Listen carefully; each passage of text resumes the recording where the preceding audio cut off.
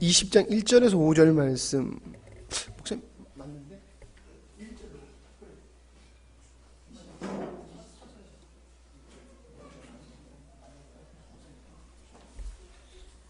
20장 4절에서 5절 말씀 보고요. 22장 1절에서 5절 말씀 보도록 하겠습니다. 또 내가 보자들을 보니 거기에 앉은 자들이 있어 심판하는 권세를 받았더라.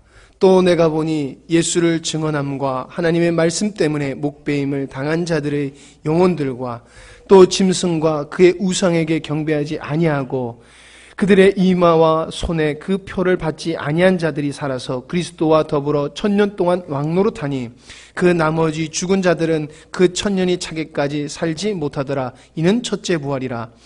이 첫째 부활에 참여하는 자들은 복이 있고 거룩하도다. 둘째 사망이 그들을 다스리는 권세가 없고 도리어 그들이 하나님과 그리스도의 제사장이 되어 1000년 동안 그리스도와 더불어 왕노릇하리라. 아멘. 22장 1절에서 5절 말씀입니다. 또 그가 수정같이 맑은 생명수의 강을 내게 보이니 하나님과 및 어린 양의 보좌로부터 나와서 길 가운데로 흐르더라. 강 좌우에 생명나무가 있어 12가지 열매를 맺되 달마다 그 열매를 맺고 그 나무 잎사귀들은 만국을 치료하기 위하여 있더라. 다시 저주가 없으며 하나님과 그 어린 양의 보좌가 그 가운데 있느니라. 그의 종들이 그를 섬기며 그의 얼굴을 볼 터이요 그의 이름도 그들의 이마에 있으니라. 다시 밤이 없겠고 등불과 햇빛이 쓸데없으니 이는 주 하나님이 그들에게 비치심이라. 그들이 세세토록 왕노릇하리로다. 아멘. 이 시간 말씀의 연속성이라고 생각하시면 좋을 것 같습니다. 영적인 일과 영적인 삶, 이러한 제목으로 말씀을 나누려고 합니다. 참 우리들이 신앙생활 하는 데 있어서 많은 부분이 오해 속에서 신앙생활하는 부분이 많은 것 같습니다. 우리는 예수님을 믿는 것은 이 땅에서 살다가 죽으면 천국 가는 게 전부가 아니다. 예수 믿다가 죽으면 천국 가는 것을 전부로 여기는 것도 우리가 성경을 잘못 알고 있는 것이다. 또 잘못된 것 중에 예수님을 잘 믿으면 이 땅에서 만사형통의 축복을 누린다. 이것도 잘못된 겁니다.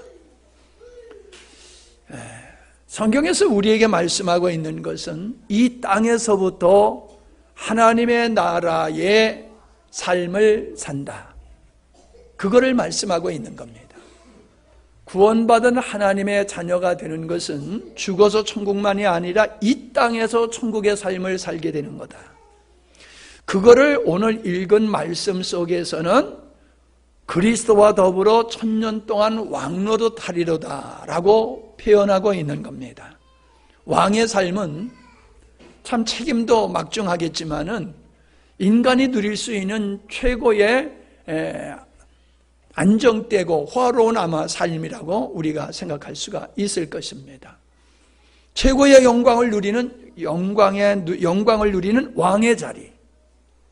우리가 하나님을 믿을 때에 그 하나님의 영광에 참여하는 하늘에 속한 삶을 사는 것을 이 땅에서야 천국의 삶이다. 그렇게 말하는 겁니다.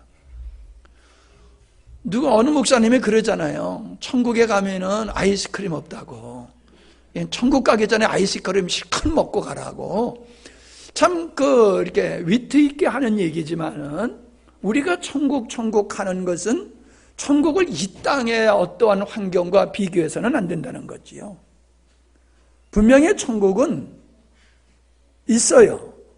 그러나 그 천국은 우리가 생각하는 우리가 육신을 가지고 누리고 있는 이 환경과 같은 것은 아니라는 것이지요.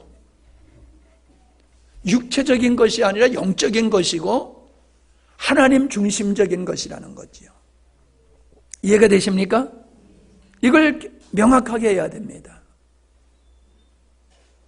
그러면은 여기 우리가 22장에 보면은 저주가 없다라고 말씀하고 있지 않습니까? 저주가 없는 것이다. 22장에 보면은 거기는 열매가 가득할 뿐만 아니라 저주가 없는, 밤이 없는 것이다. 밤이 없고 저주가 없는 것이다. 밤과 저주는 죄의 결과지요. 우리가 이 땅에서 고난과 역경을 겪는 것은 죄의 결과물이지요. 영원한 천국은 더 이상의 죄의 권세가 미치지 않는 것이고, 죄로 말미암은 고통과 어려움, 저주가 없는 것이 천국이라고 말씀하고 있지 않습니까? 그게 하나님의 나라지요. 하나님의 통치하시는 하나님의 나라에는 죄와 저주와 고통이 없다는 거지. 우리가 형용할 수 없는 하나님의 영광을 누리면서 살게 되어지는데, 여기서 뭐라고 표현하냐면 세세토록 왕노릇하리라. 세세토록. 그러니까 누가 또 그래요. 그럼 백성들이 있어야지 왕노릇할 게 아니냐. 그걸 이 세상의 개념으로 자꾸 생각한다는 거예요. 왕이 누릴 수 있는 그 영광, 지위를 얘기하는 것이지, 이 땅에서의 어떤 나라와 같은 그런 형국으로 생각해서는 아니 된다는 거지요. 세세토록이라고 그랬어요. 세세토록. 그러니까 뭡니까? 영원토록 하나님의 영광에 속한 삶을 사는 것이 천국의 삶이다 라고 하는 거예요. 근데 21장에서 뭐라고 얘기하겠어요? 여기서는 세세토록이라고 말하지 아니하고 천년 동안이라고 얘기를 하고 있어요. 천년 동안 그리스도와 더불어 왕노릇하리라. 그러니까 이 천년이라고 하는 것은 상징적인 것이지요. 교회 시대를 얘기하는 거예요. 교회 시대는 생명이신 예수 그리스도, 하나님의 나라의 왕이신 그리스도 안에서 우리가 그리스도께서 누리는 그 영광에 참여하는 삶, 그게 이 땅에서의 천국의 삶이라는 거예요. 아멘?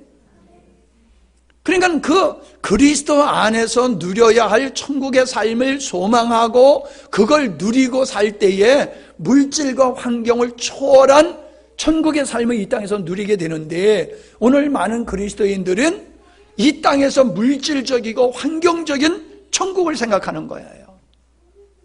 마치 이스라엘 백성들이 이스라엘의 회복을 메시아를 통해서 기대했던 것과 같이 오늘날 많은 사람들이 기대하는 것은 천국에서 이 땅에서와 같은 것들을 천국 생활에서 누릴 거로 생각을 한다는 거예요.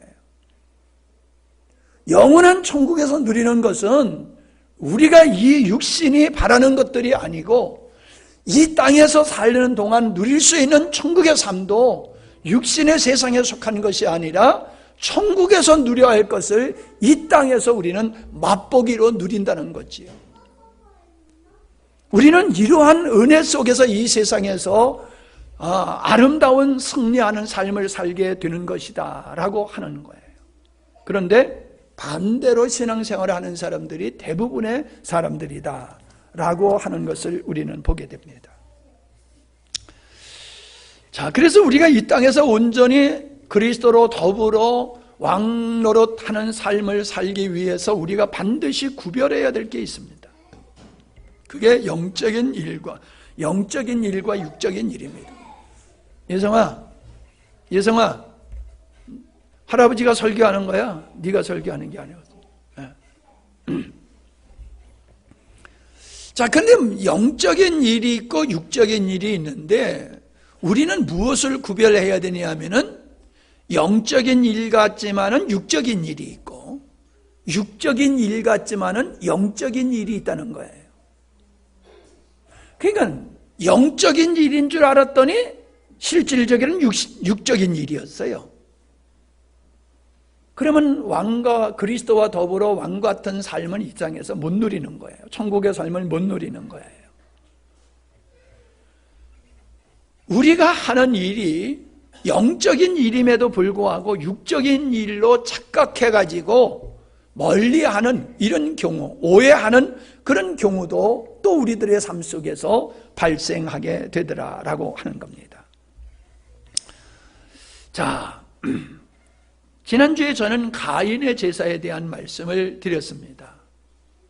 가인의 제사가 연락되지 아니하는 것은 가인이 드리는 제물에 문제가 있다라고 볼 수 있지만은 어떻든지 간에 결론적으로 가인의 제사를 하나님이 받지 아니하는 것은 가인의 믿음, 가인이 드리는 그 제사가 잘못된 것이다. 잘못된 동기에 의해서, 즉 자기 의를 하나님께 인정받기 위한 목적으로 제사를 드리는 것이었기 때문에 하나님은 그 제사를 받으실 수 없었다라고 하는 겁니다. 자, 우리가 또 잘 아는 대로 마태복음 7장에 주의 이름으로 선지자 노릇, 능력, 병 고치는 능력을 행했습니다. 어떤 일이에요? 가인의 제사나 지금 7장에 나오는 이야기들은 영적인 일이고 신령한 일로 누구나 다 믿는 거지요. 선지자 노릇했죠. 선지자 노릇했잖아요. 귀신 내쫓잖아요. 능력 행했잖아요. 이거는 어느 면으로 보더라도 이건 영적인 일이지요. 베드로가 주님의 죽으심을 가로막는 것도 영적인 일로 볼 수가 있는 거지요. 우리는 마태복음 8장에 보면은 이 시몬이라는 점쟁이가 있었습니다. 이 사람이 사도 바울이 복음을 전한 후에 안수하니까는 성령을 받는 역사를 보고 이 사람도 회개하고 믿음으로 열심으로 이 바울을 쫓았던 사람입니다. 자기가 하던 모든 일을 버리고요. 근데 문제의 사건이 발생했어요. 이 시몬이 사도들에게 말을 합니다. 돈을 주면서, 자, 당신이 나에게 능력을 주어서 나도 그냥 안수만 하면 다른 사람들도 그냥 성령 받는 역사가 내게도 능력 있게 해달라고 돈으로 그 능력을 살려고 하는 거예요. 그러니까 여러분 보세요. 사람들이 성령 받게 하는 일을 추구하는 것은 신령하게 보이잖아요. 영적인 일로 보이잖아요. 그러나 그는 그것을 자기의 영광을 위해서 멋지게 보인 거죠. 사도들이 손만 얹으면 성령이 임하는 걸 보면서 야, 나도 저 일을 하고 싶어. 저는 그런 사람들을 한동안 많이 봤어요. 은사 집회하는 데에 가보면 다들 은사 받겠다고 난리를 쳐요. 왜 은사를 받으려고 하는지 모르겠어요. 가만히 들여다보면요, 멋지게 보이는 거예요. 은사자들은 위대하게 보이는 거예요. 나는 당신들과 다르다라고 하는, 기도해 주는 사람이나 기도받는 사람은 주 앞에서 동일함에도 불구하고 기도해 주는 나는 우월하고 은사 있는 나는 우월하고 당신들은 열등한 존재다. 그게 의식 속에 깔려 있더라고요. 그래서 보다 더 믿는 자들 중에서도 축출하고 구별되고 더 낫다라고는 인정받고 싶어서 은사를 추구하는 이런 사람들이 바로 시몬 같은 사람일 것이에요. 바울은 그를 꾸짖었지요. 그가 하고자 하는 일은 영적인 일과 같지만은 육적인 일이었다는 얘기입니다. 아나니아와 삽비라가 은혜를 입고서 자기가 가지고 있던 재물을 팔아서 사도들 앞에 갖다 놓고 사도들이 그것을 다른 가난한 성도들에게 나눠주는 역사들이 일어났을 때에 이 아나니아와 삽비라도 동참하게 된 거지요.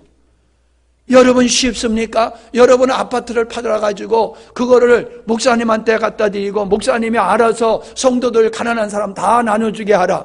이게 얼마나 큰 일입니까? 이게 보통으로 할 수 있는 일입니까? 그러나 그의 마음속에 물질에 대한 아까운 마음이 생기니까는 절반은 감추고 절반만 갖다가 내놓으면서 그 일을 했지요. 결국 뭡니까? 절반을 감추었다는 얘기는 뭡니까? 아까운 마음이 있다는 거지요. 그렇다라고 하면은 그 절반을 드린 것도 기쁨으로 드렸겠습니까? 아까워서 절반을 감췄으면은 드린 절반도 아까운 마음으로 드렸을 거 아니에요? 그러나 내가 그렇게 헌금함으로 말미암아 성도들에게 내 믿음이 인정되고 다른 사람들한테 칭찬받기를 위해서 그는 그것을 하고 있는 거예요. 헌금을. 그러니 하나님께서 그것을 영적인 일로 보실 수 있겠느냐라고 하는 겁니다. 주님은 우리의 행위를 보지 아니하시고 마음의 동기와 의도와 목적을 보신다라고 하는 겁니다. 목적은 순수해야 되는데 목적을 수단으로 삼아서 행동하는 것을 하나님은 바라지 아니하신다라고 하는 겁니다. 옛날 왕들이 정략 결혼을 하지 않습니까? 예? 서로의 전쟁을 하지 아니하고 견제하기 위해서 공주를 데려다가 며느리를 삼잖아요. 그러니까 서로 혈연관계가 형성이 되다 보니까는 전쟁을 할 수가 없단 말이에요. 그런데도 전쟁을 일으키면 그랬대요. 그렇게 정략결혼 데려놓은 왕자나 그 공주를 삶아 죽였대요. 삶아 죽였대요. 그래가지고 삶아 죽인 걸 갖다가 보냈대요. 실질적으로 그래 역사 속에 있었다고 그러더라고요. 내가 본 건 아니고. 결혼이 얼마나 순수해야 될 것입니까? 그런데 그 순수한 결혼까지 정략으로 했다는 거지요. 그런 결혼은 아름다운 결혼이 아니잖아요. 오늘도 안 그렇습니까? 우리가 결혼을 한다라고 하는 것이 정말로 사랑해서 하기보다는 이 사람하고 결혼하면 내가 얼마큼 편안하게 영광을 누리며 살까? 남자의 지위가 여자의 지위하고 동등해지잖아요, 결혼을 하면은. 그러니까 신분이 있는 사람, 실력 있는 사람, 재력가하고 결혼하면 나도 자동적으로 그 반열에 이르게 된다고 해서 모든 사람이 그 사람의 인격과 삶과 영혼을 보는 게 아니라 그 사람의 사회적인 능력과 수준을 보고서 결혼 선택을 하지 않느냐는 거예요. 이게 정략 결혼이지요. 왕들만 정략 결혼하는 거지, 해요? 지금도 그런 정략 결혼을 하고 있다는 거예요, 우리가. 근데 믿음의 생활도 그렇다는 거예요. 순수하게 하나님이 하나님이심을 깨닫고 그 하나님을 예배하며 기뻐하며 즐거워하는 예배를 드려야 할 우리들이 그 하나님으로 말미암아 내가 이 땅에서 내 소원을 이루고 내 탐욕을 이루고 내 정욕을 이루고자 수단으로서 그분을 믿는 이게 정략결혼과 다를 바가 뭐가 있냐는 거지요. 그러한 믿음의 생활이라고 하는 것은 결코 하나님께서 영적인 일이라고 말씀할 수 없다는 거예요. 로마서 14장에는 믿음으로 하지 않는 것이 죄다라고 했지요. 이게 뭐가 중요하다는 얘기입니까? 제사 자체가 중요한 게 아니라는 거지요. 종교적인 의식이 중요한 것이 아니라는 얘기지요. 믿음으로 해야 된다는 겁니다. 믿음으로. 예. 예를 들면 이겁니다. 아들이 부모에게 하는 것과 종이 주인에게 하는 것은 다릅니다. 아들이 부모에게 하는 것은 따뜻한 사랑으로 하는 거지요. 그러나 종이 주인에게 충성하는 건 사랑으로 하는 게 아니에요. 두려움으로 하는 거지요. 억지로 하는 것이 되는 것이지요. 사랑의 발로 된 헌신이 종에게서는 나올 수가 없는 겁니다. 아들에게서만 나올 수 있는 것이지요. 하나님의 우리에게 바라는 것은 종이 두려워서 하는 것과 같은 헌신이 아니라, 예배가 아니라 바로 아들의 사랑으로 하는 것과 같은 예배를 하나님이 원하시는 것이다 라고 하는 것입니다. 우리는 바리새인을 향해서 회칠한 무덤 같다라고 말씀하신 주님의 말씀을 기억합니다. 무엇을 지적하고 계시는 것입니까? 바리새인들의 경건의 삶은 그들이 경건의 삶을 목말라서 하는 것이 아니라 경건의 삶을 수단으로 사용하고 있다는 겁니다. 예수 믿는 사람이 안 믿는 사람들에게 예수 믿는 사람은 안 믿는 사람보다 이렇게 우월한 존재야 라고 하는 걸 보여주기 위해서 우리들이 어떤 구별된 삶을 살아간다라고 하는 것은 그건 진정한 경건이 아니라는 거지요. 보여주기식 경건은 그건 위선입니다. 그건 위선이고 육적인 일이에요. 다른 사람에게 잘 보이기 위해서 우리가 의도된 어떤 선행이라고 하는 것은 하나님이 육적인 일로 보시지 그거를 신령한 일로 보시는 게 아니다라고 하는 것입니다.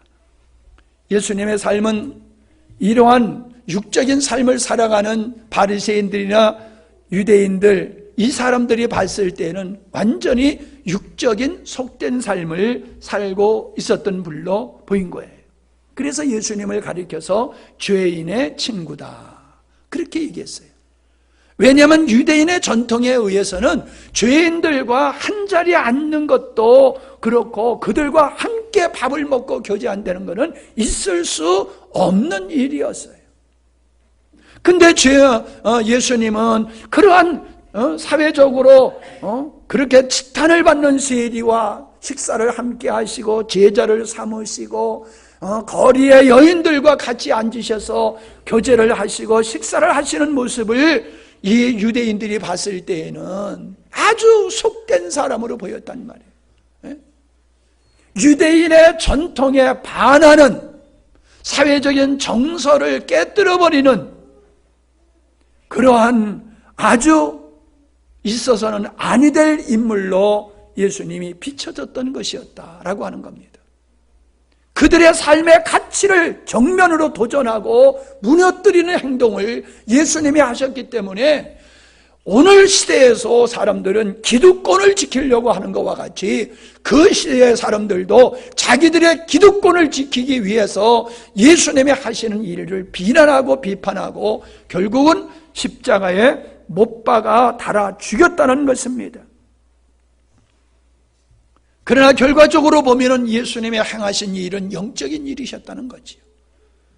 그들이 신성시 여기는 그 성전을 헐어버려라. 이거는 그들에게 모욕도 그런 모욕이 없는 겁니다. 그렇게 성전을 신성시 여기는 그들에게 야 이거 허물어버려. 그리고 그러면 내가 3일 만에 다시 지을 거야. 그게 뭡니까?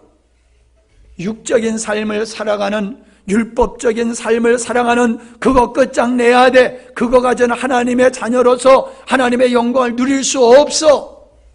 진정한 성전은 너희들이 손으로 지은 이 성전이 아니라 너희들의 자랑으로 너희들의 의로 삼는 이 보이는 이 건물이 아니라 내가 십자가에 못 박혀 죽었다가 다시 살아남으로 이루게 될 그 하나님의 나라, 바로 하나님의 백성들, 그들이 바로 내 성전이 될 거야. 그 말씀하고 있는 거예요. 우리가 22장에 보더라도 하나님이 그들 가운데 거신다고 그랬어요. 하나님이 그들 가운데. 영원한 천국에는 성전이 없다고 그랬어요. 왜 영원한 천국에 성전이 없습니까? 이 땅에도 성전이 있는데 이 땅의 성전은 영원한 하나님 나라의 성전의 모형이라는 거예요. 근데 영원한 하나님 나라의 성전은 우리가 성전이 되더라는 거예요. 우리가. 왜? 성전은 하나님이 계신 것이 성전이잖아요. 하나님이 우리 안에 계시니까 우리 마음의 성전이에요. 그래서 우리 마음을 더럽히지 말라고 그러는 거예요. 하나님의 나라의 성도들의 마음속에 하나님이 온전히 계시는 거예요. 우리는 요한복음 1장에도 하나님의 장막이 그들과 함께 했다고 하는 것이 바로 하나님의 영이 이 땅에, 구약에는 성막, 성전에 있다가 신약에는 믿는 자들 가운데, 교회 가운데 하나님이 계신다는 거예요. 그래서 교회는 성전이요, 우리가 성전이요, 영원한 천국에는 믿는 자들과 하나님의 온전히 하나 되어서 믿는 모든 자들이 다 성전이 되신다는 거지. 그걸 얘기하고 있는 거예요.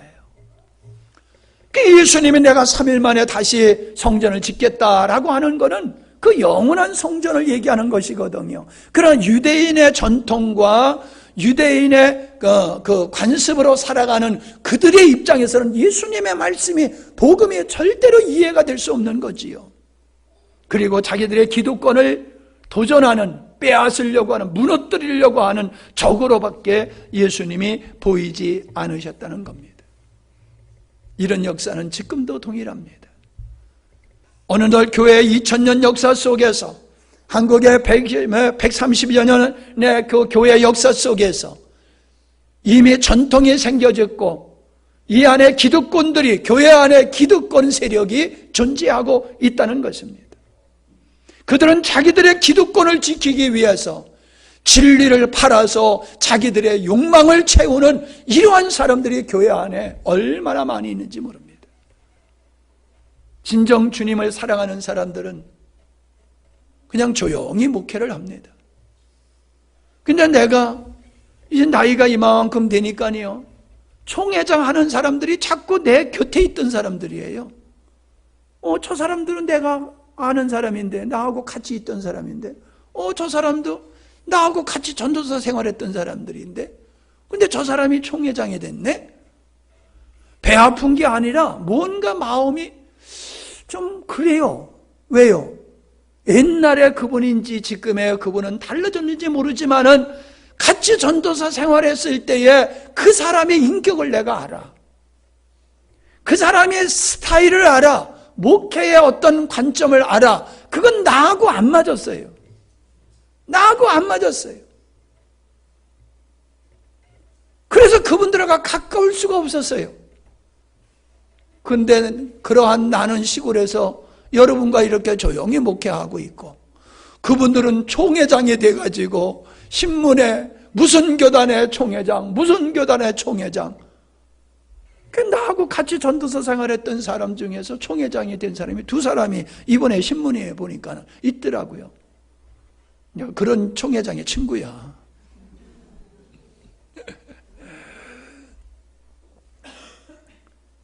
참 안타까워요. 정치하는 사람들도 나라를 위한다고는 이 거짓말만, 참 그 입술에 어떻게 그렇게 거짓말을 합니까?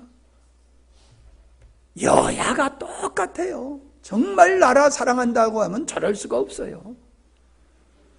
명분이고 실질적으로는 자기 기득권을 지키기 위해서 저희들은 진리를 팔아버리고 살아요. 진리를 팔아버리고 있어요. 말은 진리를 말하지만 속은 전혀 그와 달라요. 그게 어제 오늘의 일이 아닙니다. 이미 아담이 선악과를 따먹은 이후로부터 이 역사는 시작되었어요. 세상을 나라로 삼고 거기서 왕과 같은 삶을 살려고 하는 사람들은 그렇게 말과 행동에 다릅니다. 제가 다르다고 하는 말은 사람이 연약하여 넘어지는 것까지 포함하는 건 아니에요. 저도 제가 말하는 대로 다 못 삽니다. 그러나 그거는 제가 연약해서 못 사는 거지, 의도적으로 저는 진실을 말하고 진실과 역행하는 삶은 저는 못 살아요. 그건 불가능해요, 저에게 있어서는. 거짓말을 의도적으로 저는 가식을 말할 수는 없어요. 연약해서 넘어질 수는 있지만. 근데 그런 사람이 이 땅에 천지라는 거예요. 진리를 팔아버려요. 복음을 팝니다. 생명복음이라고 말을 하면서 삶 속에서는 생명과 전혀 다른 삶을 살아가고 있는 사람을 볼 때 헷갈려요. 제가 헷갈려요. 야, 누구를 믿어야 되나? 누구를 신뢰해야 되나? 누구와 손잡고 가야 되나?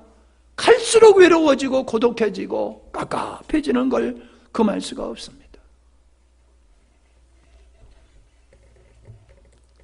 예수님의 삶은 육적인 것으로 보였지만은 하나님께서 하신 일에 동참하셨던 삶이 예수님의 삶이셨습니다.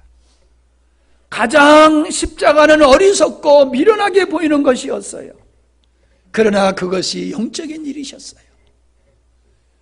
하나님이라고 하는 그분이 죄인이 되셔서 십자가에 못 박혀 죽는다라는 이것이 얼마나 사람들이 받아들이기에 껄끄러운 모습이었냐는 거예요. 육적인 일로 비쳤기 때문에 그런 거예요. 지금도 마찬가지입니다. 신령한 영적인 일을 육적인 일로 판단을 하고 멀리하는 그런 사람들은 하나님의 영광을 참여할 수 없어요. 천국의 삶을 이 땅에서 누릴 수가 없어요.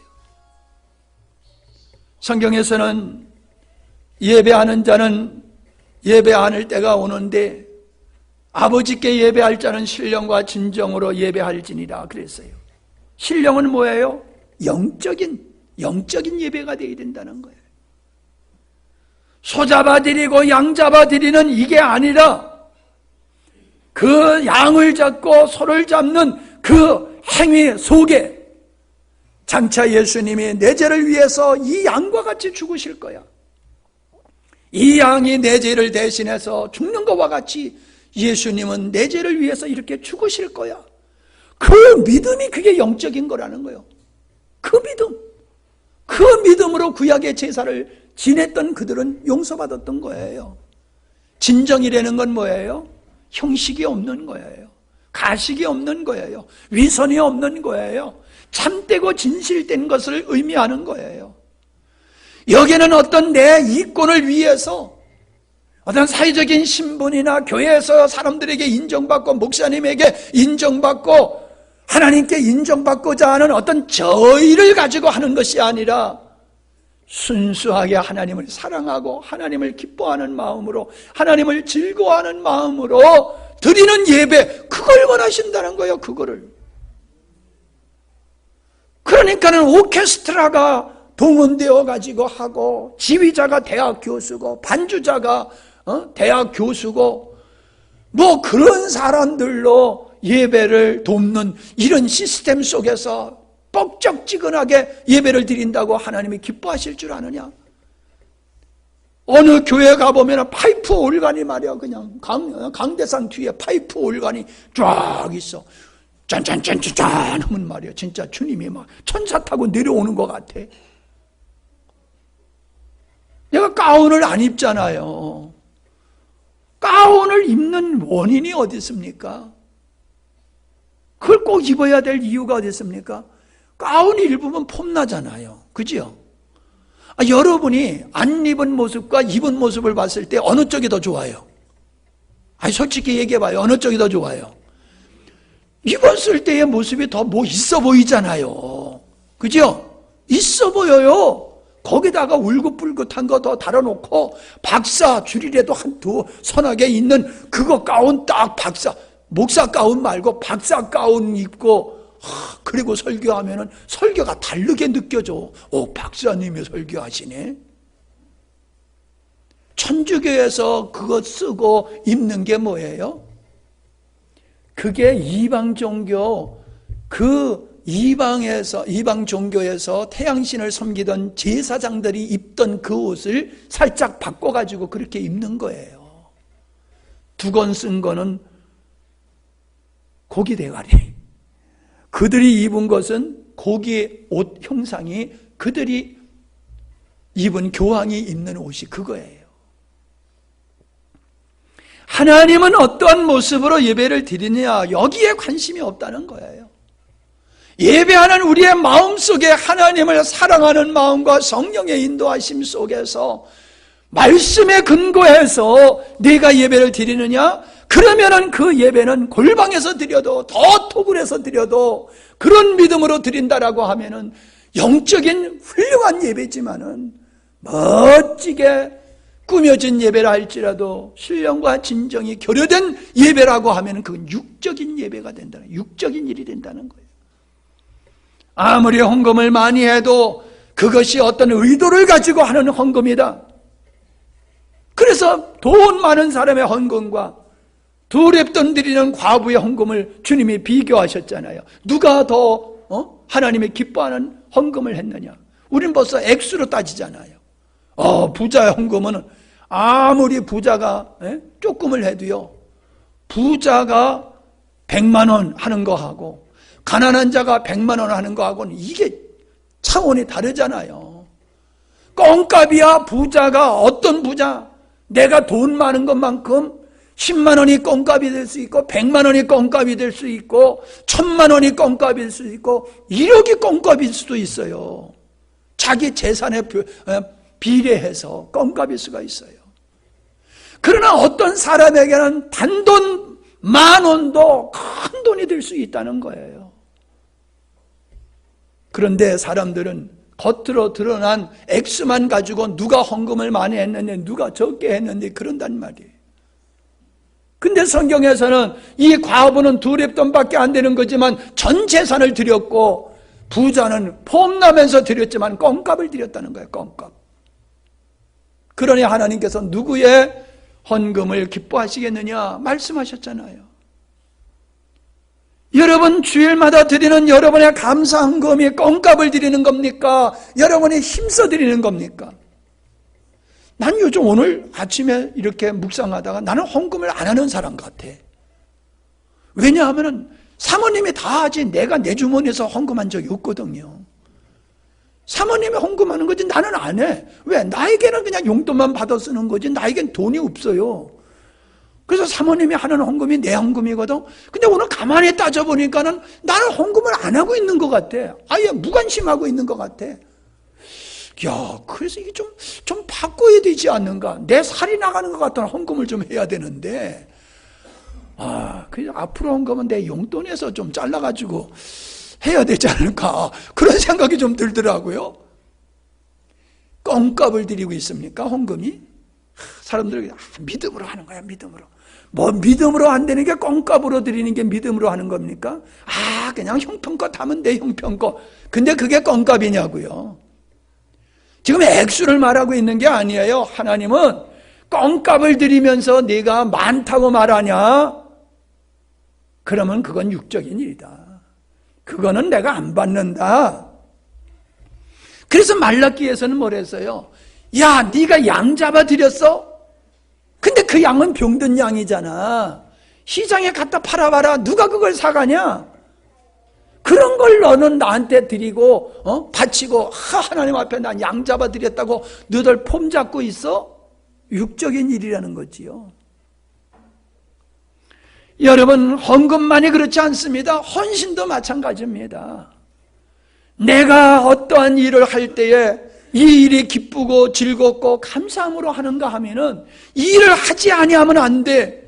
집사가 돼서, 안수 집사가 돼서, 장로가 돼가지고, 목사가 돼서, 권사가 돼가지고, 이 정도는 해야지 사람들이 인정할 게 아니야?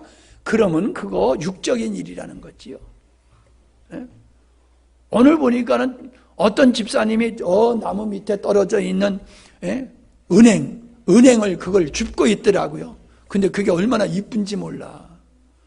애들은 꽃감 떨어진 건지 은행인지 밟으면 어떻게 되는지 몰라요. 그냥 지지발포도로 댕겨. 그러면은 은행 떨어진 거 감은 괜찮지 은행 떨어진 거 밟아보세요. 꼬리꼬리하는 냄새가 집안까지 따라간다고. 그걸 보고 애들이 밟을까 봐 미리 죽는 거예요. 이게 영적인 일이에요. 아멘 하셔요. 그건 영적인 일이에요. 집사니까 해야지. 이거 안 하면 목사님한테 혼나. 그래서 하면 그건 육적인 일이 되는 거예요. 구별되십니까? 기도도 마찬가지고 찬양도 마찬가지고 전도도 마찬가지고 모든 것이 동일하다는 거예요. 유다의 며느리 다말은 시아버지를 통해서 쌍둥이를 낳았잖아요. 있을 수 없는 일이 역사 속에 있어요. 하나님께서는 장자 루븐을 통해 가지고 하나님의 창조의 의도를 이루시는 게 아니라 유다를 통해서 하나님은 창조의 의도를 이루시려고 하는데 이 유다라고 하는 사람이 나가가지고 이상한 여자들하고 살다가 아이를 낳는데 그 아이들 쫓아서 하나님이 불의하게 보시고 다 죽었어. 네, 다 죽었어요. 막내 하나 남았는데 계대 결혼이란 말이에요. 네? 계대 결혼. 근데 이거를 죽을까봐 다말에게 안 주는 거예요. 이 아들을. 하나님의 뜻은 하나님의 뜻을 이루기 위해서 자손을 낳아가지고 그 역사를 이루어야 될 다말은 그것도 몰랐지요. 다말은 그냥 계대 결혼해라고 하는 생각만 있었지 크게 하나님의 경륜을 이루는 쪽은 생각을 안 했지요. 몰랐지요. 그래서 인간적으로 보면은 말도 안 되는 짓을 했지만은 그를 옳다고 여기지 않았냐는 말이에요. 여리고에 살고 있었던 기생 라합이에요. 그냥 라합이 아니고 기생이에요. 항상 앞에 따라붙어. 기생. 그게 좋은 이름이 아니잖아요. 기생 라합은 민족을 배신한 거예요. 동족을 배신한 거예요. 이스라엘 정탐꾼을 숨겼다는 것은. 그런데 하나님은 그를 의로 여기셨잖아요. 이처럼 우리가 볼 때에 도덕과 윤리적으로 사회적인 전통으로 보더라도 유전적으로 보더라도 도저히 받아들일 수 없는 거지만은 영적인 일일 수가 있어요. 상식적으로 받아들일 수 없는 민족의 정서적으로 있을 수 없는 일이지만 하나님이 보셨을 때는 그게 옳다고 할 수 있는 영적인 일일 수가 있다는 거지요. 사람들은 상 받는 일을 참 좋아합니다. 예, 세상적으로는 상 많이 받으세요. 받아서 나쁠 거 없어요. 상 많이 받으세요. 그러나 하나님 앞에서는 상 받으려고 하지 마세요. 여러분, 상 받으려고 한다는 자체가 뭡니까? 높아지려고 하는 의도가 그 속에 내재되어 있는 거예요. 높아지려고 하는. 내가 너와 차별되다, 너보다 우월하다, 잘났다, 능력자다, 잘했다고 하는 걸 칭찬받는, 잘했다고 하는 것에 대한 그냥 칭찬이 돌아오는 거는 어쩔 수 없는 거예요. 그건 당연한 거예요. 그러나 그걸 의도적으로 그걸 받기 위해서 내가 어떤 상 받기 위한 일을 한다라고 하면은 그 일이 비록 사람들에게 칭찬받을 만한 일이라 할지라도 하나님께서는 그 일을 육적인 일이다라고 하신다는 거예요.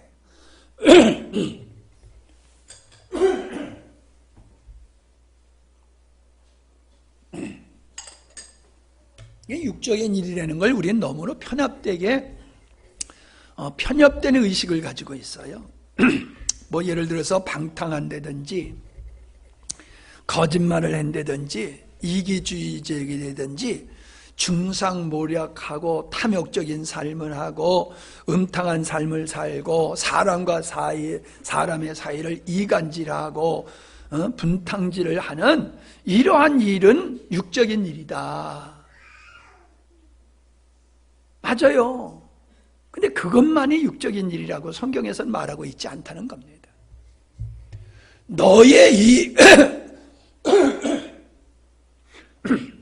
이익과 너를 목적으로 하는 일들이란 모두가 그것이 아무리 선하게 보이는 예배라 할지라도 성전에서 주의 이름으로 행하는 일이라 할지라도 하나님은 그걸 기뻐하지 않는다는 거예요. 여러분, 성전을 예배당을 지을 때에 그렇게 돈 많이 들여서 삐까뻔쩍하게 지어야 할 이유가 어디 있습니까? 하나님의 성전이니까요. 아니, 언제 하나님이 손으로 짓는 그 성전에 내가 있겠다고 하셨습니까? 근데 사람들은 성전을 그렇게 멋지게 짓는 거는 그런 위용을 가지고 사람을 압도하고 우월된 어떠한 지위를 확보하려고 하는 거예요. 심지어는 다른 교회와의 차이를 차별화시키기 위해서라도 더 높게, 더 웅장하게, 더 멋지게 지으려고 그렇게 해서 헌금하라고 헌금 잘 받아내는 목사를 데려다가 부흥 집회를 하잖아요. 여러분 순수해서 이런 얘기는 안 해도 되는데 괜히 해가지고 오염시키네. 예? 그런데 그런 일들을 큰 교회, 대형 교회에서 그런 일들을 하고 있어요. 은혜는 안 되지만 알아두는 게 좋아요.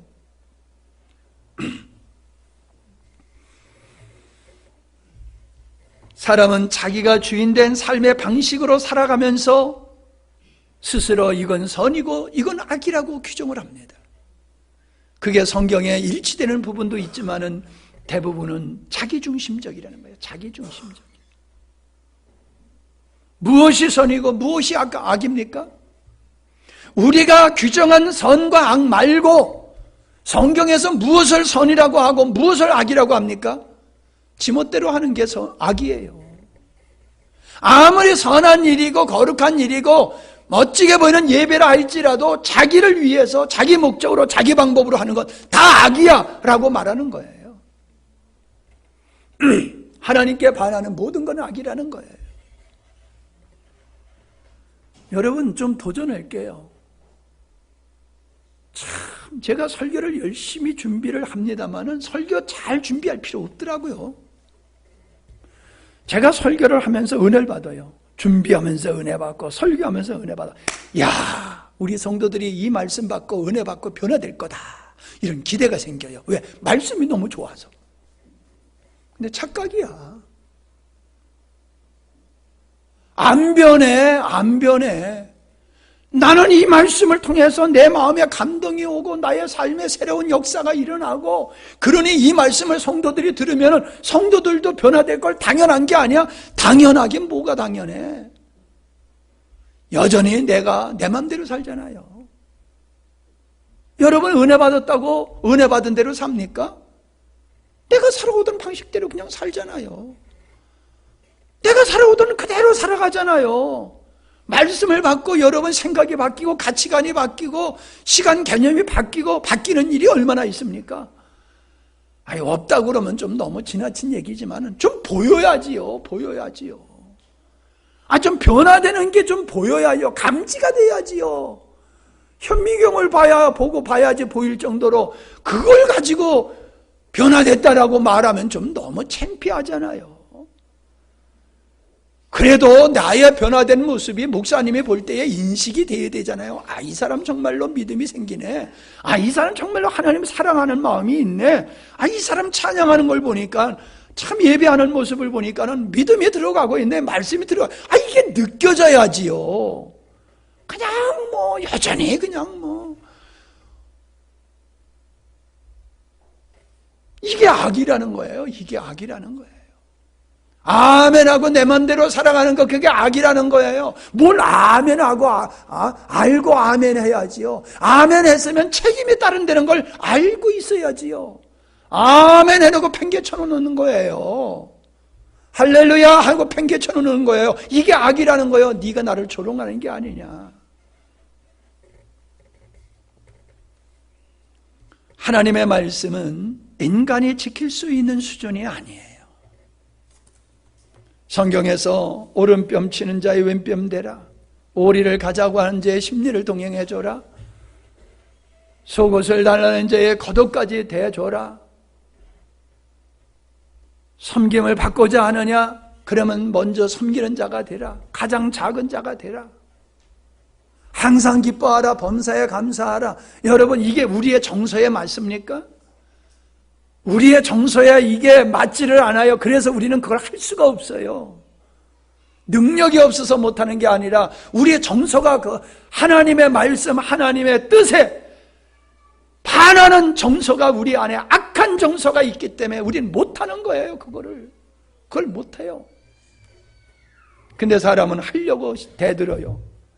할 수 있다고 믿어요. 세상에 이런 착각이 어디 있습니까?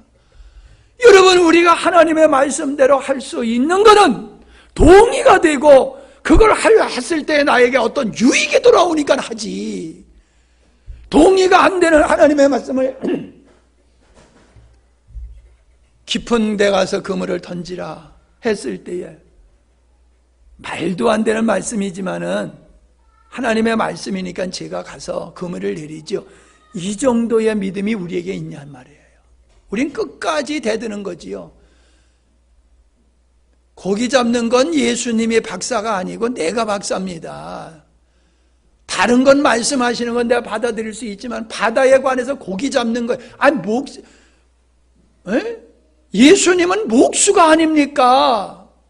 근데 목수가 고기 잡는, 태어나면서부터 바닷가에 살았고 잔뼈가 굵은 뼈가 될 때까지 우리는 바다에 살았고 고기 잡는 전문가입니다. 전문가의 입장에서 볼 적에는 목수이신 당신이 하시는 말씀이 말도 안 됩니다. 빠둑빠둑 대들만 하잖아요. 나 같으면 그럴 것 같아. 에? 목사님, 목회나 하세요. 뭘 아신다고 자꾸 이래라 저래라 그러십니까? 아직까지 그런 사람은 없지만은 그런 생각은 가질 것 같아. 그런 생각은. 그건 목사님의 사회생활 안 해보셨으니까 그랬지요. 우리같이 사회생활 해보세요. 그런 말씀을 할 수 있나? 맞을 수도 있지요. 근데 문제는 그거예요. 하나님의 말씀이 싫은 거예요. 이해가 안 되고 납득이 안 되는 거예요. 그러니까는 안 된다, 못한다 이러는 거지요. 줘요. 속옷 달라는데 걷어주면 되지 뭘 못 줘요. 한 대 얻어맞고 또 한 대 더 맞으면 됐지 못 맞을 게 뭐 있어요. 한 대 맞는 거나 두 대 맞는 거나. 우리의 정서가 그걸 못 받아들인다는 거야. 용납을 못 한다는 거예요. 그런데 성경은 우리에게 이렇게 말씀하고 있어요. 성령의 열매를 맺게 된다.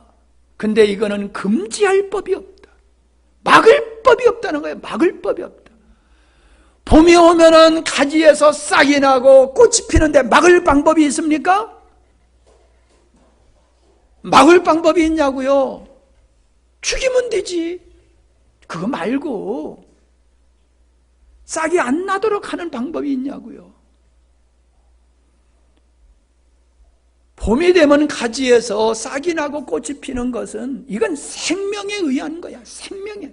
그리고 가을이 되면 열매를 맺게 되는 건 이건 생명이 있으면 당연한 일이란 말이에요. 성도들의 성령의 열매는 노력의 산물이 아니라는 거예요. 내가 구원받은 하나님의 생명을 가졌다고 하면 당연하다는 거예요. 원수까지 사랑하는 것은 그리스도의 마음에서 나오는 행위라는 거예요.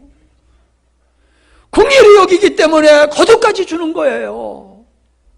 불쌍하는 마음이 생기니까는 심리까지 가주는 거예요. 성경에서 하라고 그러니까는 싫은데도 억지로 하는 율법적인 사고방식이 아니라는 겁니다. 예? 오늘 우리가 하나님 앞에서 헌신하는 모든 일이 그래요. 힘들면은 쉬세요. 그건 괜찮아요. 예? 춘원이가 너무 힘들다고 그랬다는데 그거 진작 힘들다고 그러지. 힘들면 쉬세요. 힘들어서 쉬는 건 나쁜 게 아니에요.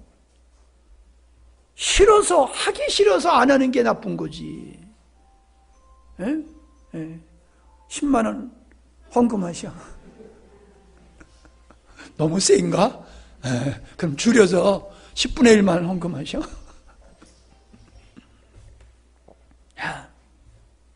무슨 말씀인지 아시겠지요?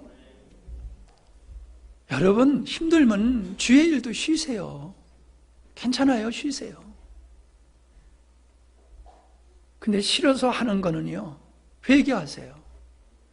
나 주일학교 하기가 싫어져. 그러면 하지 않아도 된다는 얘기가 회개하세요. 싫어지는 거, 싫으면서 하는 건 회개하셔야 돼요. 했다고 하는 게 중요한 게 아니에요. 싫어졌다는 게 중요한 거예요. 아멘? 이걸 우리는 구별할 수 있어야 돼요. 열매는 주님과의 관계의 결과물이다 라고 하는 겁니다.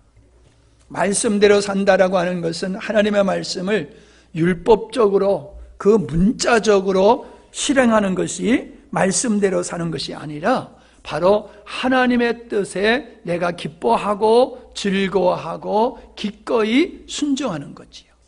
그러니까 순종이라고 하는 것은 그냥 동의한다고 하는 그런 정도가 아닙니다. 순종이라고 하는 것은 자신을 부정할 때에 가능한 거지요. 주님만을 신뢰하는 믿음이 그게 바로 순종이에요. 자기를 부정하고 하나님만 인정하고 하나님께 절대적으로 신뢰하는 것, 그게 바로 믿음이며 순종으로 나타나는 삶이라는 거예요. 믿음이란 주님만을 신뢰하고 의존하는 것이라고 하면 믿음의 삶이라고 하는 건 뭐예요? 따라합시다. 믿음의 삶은 주님과의 관계다. 예, 믿음의 삶은 주일날 되면 예배당에 나와서 예배드리고 밥 먹기 전에 기도하는 거, 그게 믿음의 삶이라고만 얘기하면은 이건 너무 수준 낮은 표현이에요. 믿음의 삶은 그분과 나와의 관계 속에서 어떤 일을 하는 거예요. 아침에 우리 주부던 식사 준비하지요? 그건 가족과의 관계 속에서 식사 준비를 한 거잖아요. 관계 속에서 우리는 어떤 일을 하잖아요. 관계 없는데 하는 일이 있어요? 없어요. 주님과의 친밀한 관계 속에서 어떤 일들을 하게 되는 거예요. 이해가 되십니까? 주님과의 관계 속에서 어떤 일을 하는 거예요. 바로 예배가 그거예요. 헌신이 그거예요. 그러니까 주님과의 관계가 깊어질수록 내 책임의식이 커져요. 근데 주님과의 관계가 멀어지면은 마땅히 내가 해야 할 일이 짐으로 다가오는 거지요. 짐으로 다가오는 거지요. 한번 나의 신앙생활이 믿음의 삶인가 아니면은 종교적인 삶인가를 깊이 성찰해 보실 수 있기 바랍니다. 사람들은 대부분 종교적인 삶을 믿음의 삶으로 오해하고 있다는 거예요. 저는 삶은 참 그런데 난 새벽기도 갔다. 새벽기도 안 빠졌다. 난 주일 성수했다. 나는 철저히 11조 했다. 나는 성경 공부 이런 거 훈련받았다. 나는 술 안 먹는다. 담배 안 핀다. 이거를 자기 의로 자랑하는 사람을 보면은요, 당신은 그거 지금 육적인 일을 하고 있어. 내가 그분한테 말은 못해도 내 속으로는 당신은 그게 하나님 앞에 칭찬받을 일이라고 생각할지 모르지만 당신을 위해서 하고 있는 거잖아. 그게 그 나라와 그 나라의 의를 이루기 위해서 한 것이야?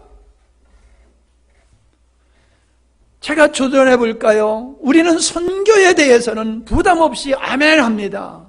선교해야 됩니다. 그러면 아멘 해요. 왜? 나는 직접 갈 수는 없으니까 보내는 선교사라서 헌금만 하면 돼. 세상에 쉬운 게 헌금이에요. 헌금하지 말고 여러분 1년에 한 차례씩 저기 중동 지역에 저 북한가 같은 데 가가지고 선교하고 오세요.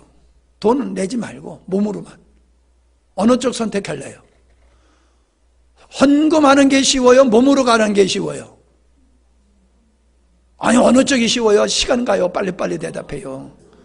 헌금하는 게 훨씬 쉬워요. 몸으로 가서 하는 것보다. 그러니까 선교하자 그러면 아멘 하는데 전도하자 그러면은 못 들었어요 그런다고. 왜? 전도는 내 몸으로 해야 되는 거잖아요.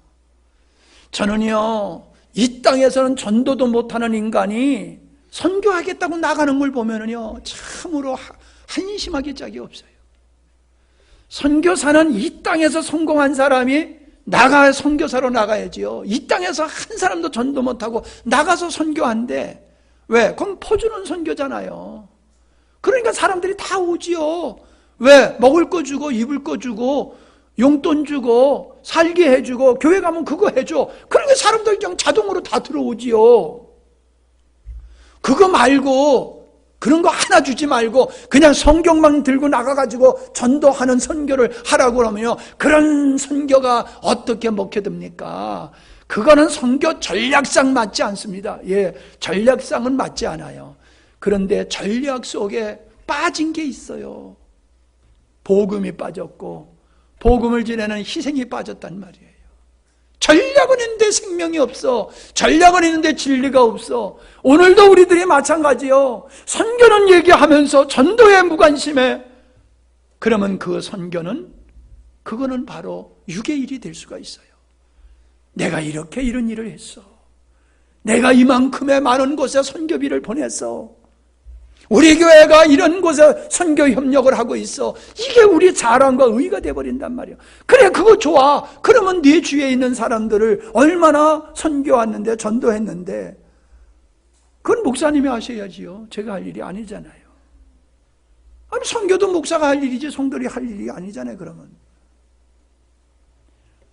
선교다 전도다 중요한 게 뭐예요? 영혼을 구원하느냐 안 하느냐에 떠나서 먼저 그걸 하게 된 동기가 그 마음속에 영혼을 사랑하고 하나님을 사랑하는 것이 발로가 되어서 행하느냐라고 하는 겁니다.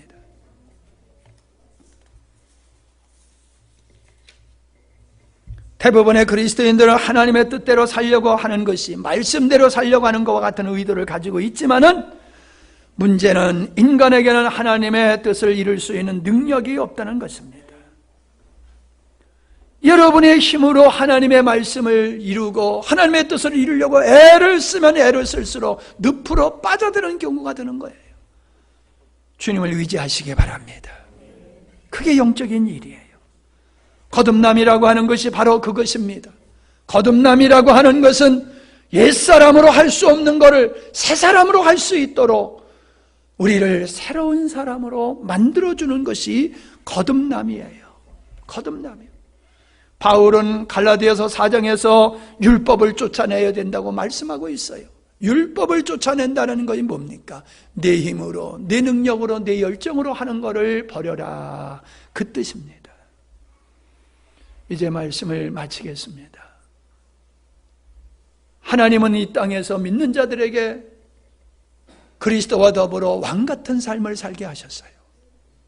그게 믿는 자들에게 하나님이 주신 축복이에요. 여러분, 그걸 얼마나 누리고 사십니까? 여러분은 얼마나 그걸 누리고 사십니까? 그건 환경과 상관없는 거예요. 사회적인 지위와 상관없는 거예요. 경제적인 수준과 학문의 수준과 상관이 없는 거예요. 여러분이 진정 영적인 삶을 살아간다라고 하면은 여러분의 삶은 나도 모르는 사이에 왕같은 삶을 살고 있게 되어지고 범사에 감사하고 항상 기뻐하는 삶을 살게 되어지지만은 영적인 일이라고 생각했지만 실상은 그게 육적인 일이었을 때는 아무런 열매가 없는 거예요. 왕과 같은 능력의 역사가 우리 심령 속에서 발생하지를 않는 거예요. 아무쪼록 여러분, 그리스도 안에서 영적인 일에 충만하시기를 바랍니다. 그리고 왕같은 하나님의 자녀의 삶을 사시는 하나님의 귀한 자녀들이 되시기를 주의 이름으로 축원합니다. 고마우신 아버지 하나님, 감사합니다. 참 풍요로운 계절 속에 영적인 열매를 기대하며 우리의 자신을 돌아볼 때에 열매가 없음에도 동일한 일들을 동일하게 반복해서 꾸준히 하고 있는 것이 종교의 모습인 것을 보게 되어지는데 우리들에게도 그러한 행위들이 발견되어집니다. 아버지, 영적인 일과 같지만 육적인 일에는 생명의 역사를 기대할 수 없습니다. 그러나 하나님의 생명의 역사는 육적인 일과 같음에도 그것에서 생명의 역사가 일어나기에 왕같은 하늘의 영광을 누리는 아름다운 삶이 발생하는 것을 압니다. 우리의 사랑하는 성도님들, 생각의 폭이 넓어지게 하시옵소서. 생각의 깊이가 더하게 하옵소서. 그래서 주님께서 우리에게 허락하신 생명의 길을 걷게 하시고 영적인 길을 걸어가는 우리 모두가 되게 하옵소서. 예수님의 이름으로 기도하옵나이다. 아멘.